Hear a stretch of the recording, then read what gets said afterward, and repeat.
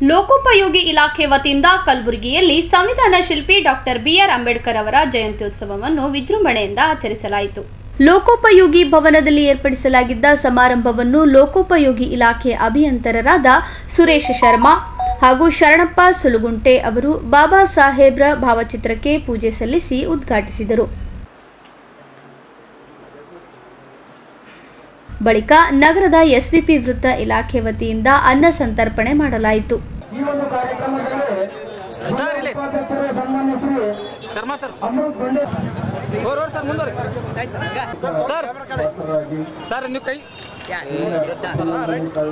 ಈ ಸಂದರ್ಭದಲ್ಲಿ ಮಾತನಾಡಿದ ಸುರೇಶ್ ಶರ್ಮಾ ಅವರು ಸಂವಿಧಾನ ಶಿಲ್ಪಿ ಡಾಕ್ಟರ್ ಬಿಆರ್ ಅಂಬೇಡ್ಕರ್ ಅವರ ಜಯಂತಿಯನ್ನು ಇಡೀ ದೇಶದಲ್ಲೇ ವಿಜೃಂಭಣೆಯಿಂದ ಆಚರಣೆ ಮಾಡಲಾಗುತ್ತದೆ.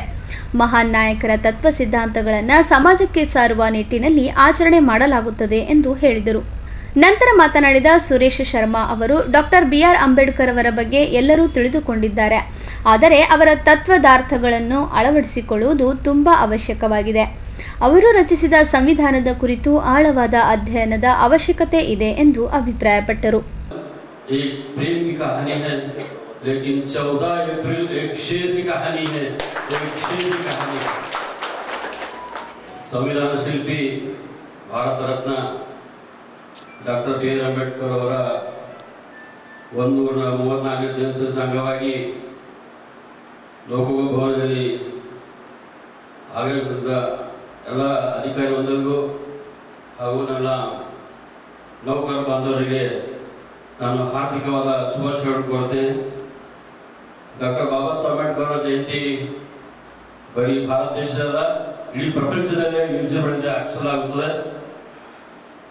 ಈ ಮಹಾನ್ ವ್ಯಕ್ತಿಗಳ ಜಯಂತಿ ಯಾಕೆ ಆಚರಣೆ ಮಾಡ್ತಾರೆ ಅಂದ್ರೆ ಅವರ ಒಂದು ತತ್ವ ಸಿದ್ಧಾಂತದ ಮೇಲೆ, ಅವ್ರ ಮಾಡಿದ ತ್ಯಾಗದ ಮೇಲೆ ಅವರನ್ನ ನಾವು ಸ್ಮರಿಸಬೇಕು, ಅವ್ರ ವಿಚಾರಗಳನ್ನು ನಾವು ತಿಳ್ಕೋಬೇಕು, ಅವ್ರ ದಾರಿಯಲ್ಲಿ ನಡಿಬೇಕು ಅನ್ನೋ ಉದ್ದೇಶದಿಂದ ಅವರನ್ನ ಆಚರಣೆ ಮಾಡಲಾಗ್ತದೆ.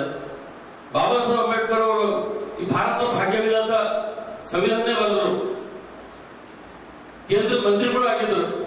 ಆದ್ರೆ ಆ ಸ್ವಂತಕ್ಕೋಸ್ಕರ ಫ್ಯಾಮಿಲಿಗೋಸ್ಕರ ಏನು ಮಾಡಿಲ್ಲ. ಅವರು ತೀರ್ಕೊಂಡಾಗ ಅವ್ರ ಬಾಡಿದೆಲ್ಲ ದುಡ್ಡಿದ್ದಿಲ್ಲ, ಅವರು ಸೆಂಟ್ರಲ್ ಮಿನಿಸ್ಟರ್. ಶುಭಾಶಯಗಳು. ಸೊ ಈಗಾಗಲೇ ನಾವು ಬಾಬಾ ಸಾಹೇಬ್ ಅಂಬೇಡ್ಕರ್ ಬಗ್ಗೆ ಬಹಳಷ್ಟು ಓದಿದ್ದೀವಿ, ತಿಳ್ಕೊಂಡಿದ್ದೀವಿ. ನಮ್ಗೇನಾಗಿದೆ, ಈ ಕೆಲವು ನಡವಳಿಕೆಗಳನ್ನು ಅಳವಡಿಸ್ಕೊಂಡಷ್ಟೇ ಬಾಕಿ ಇದೆ ಅನ್ನಿಸ್ತದ. ಇದು ಏನೋ ಬರೆದು ಬಿಗ್ಗೆಸ್ಟ್ ಕಾನ್ಸ್ಟಿಟ್ಯೂಷನ್, ರಿಟರ್ನ್ ಕಾನ್ಸ್ಟಿಟ್ಯೂಷನ್ ಏನಿದೆ ಅದು ಬರೆದಿರೋದು ಬಹಳಷ್ಟು ಆಳವಾಗಿ ಅಧ್ಯಯನ ಮಾಡಿ ತಿಳ್ಕೊಂಡು ಬರೆದಿರೋದಿದೆ. ಈ ಕಾನ್ಸ್ಟಿಟ್ಯೂಷನ್ ಇಂದೇ ನಾವು ಎಷ್ಟೇನೋ ಜಗಳ ಆಡ್ತಿರ್ಬೋದು, ಬಟ್ ನಮ್ಮ ದೇಶದ ಒಂದು ಏನದ ಸಮಗ್ರತೆ ಅದೇನು ಓದಿದೆ ಅದು ಇದೆಲ್ಲ ಕಾಣ್ಲಿಂದೆ ನಾವು ಒಂದೇ ವೇಳೆ ಥಿಂಕ್ ಮಾಡ್ತಾ ಇದ್ದೀವಿ, ಅವರು ಇದೇ ಕೆಲಸ ಮಾಡಿದ್ರು ಅಂತ ಹೇಳ್ಬಿಟ್ಟು.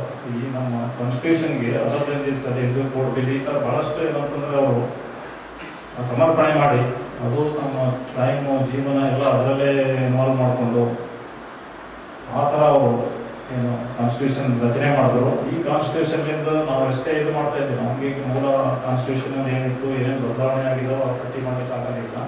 ಬಟ್ ನಾವು ನೋಡ್ತಾ ಇದ್ದೀವಿ ದೇಶದ ಒಂದು ಬೆಳವಣಿಗೆಗೆ ಅಥವಾ ಮಾನವತೆ ಬೆಳೆಸಬೇಕು, ಒಂದು ಇಕ್ವಾಲಿಟಿ ಸಮಾನತೆ ಬರಬೇಕು, ಇದೆಲ್ಲ ಡಿಫ್ರೆನ್ಸ್ ಆಗ್ತಾ ಇರೋದು ಎಷ್ಟೇ ಇದು. ಅಂದರೆ ಕೆಲವು ಜನರು ತಮ್ಮ ವಿಚಾರಗಳನ್ನು ಅಳವಡಿಸೋ ಸಲುವಾಗಿ ಈ ತರ ತಾರತಮ್ಯ ಆಗ್ತಾ ಇರ್ತದ.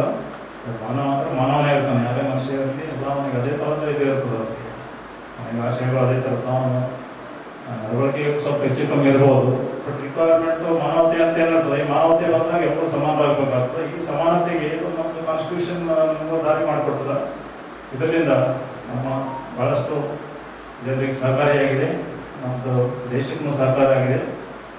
ಮುಂದೆ ಆದರೂ ಈ ಥರ ಅವ್ರ ಬಗ್ಗೆ ಹೆಚ್ಚಿನ ವಿವರಗಳನ್ನು ತಿಳ್ಕೊಂಡು ನಾವು ಏನು ನಮ್ಮ ಕೈಯಲ್ಲಿ ಮಾಡಲಿಕ್ಕೆ ಸಾಧ್ಯ ಇದೆ ಆ ಥರ. ಸಮಾರಂಭದಲ್ಲಿ ಸೂರ್ಯಕಾಂತ್ ಮೇಧಾ, ಸುಭಾಷ್ ಶಿಕ್ಷಣ್ಕರ್, ಮೊಹಮ್ಮದ್ ಇಬ್ರಾಹಿಂ, ಸೂರ್ಯಕಾಂತ್ ಕಾರ್ಬಾರಿ, ರಾಜೇಂದ್ರ, ಶಿವರಾಜ್ ಪಾಟೀಲ್, ಗುಲಾಂ ಮೈನುದ್ದೀನ್, ಶ್ರೀಮಂತ್ ಕೋಟೆ, ಶ್ರೀಮಂತ್ ಬೆಣ್ಣೂರ್, ಅಮರನಾಥ್ ಧೂಳೆ, ಜಯರಾಜ್ ಆರ್ಎನ್, ಶರಣಗೌಡ ಮಾಲಿ ಪಾಟೀಲ್, ಭೀಮಣ್ಣ ನಾಯಕ್, ದೇವೇಂದ್ರಪ್ಪ ಸೇರಿದಂತೆ ಅನೇಕರು ಭಾಗವಹಿಸಿದ್ದರು.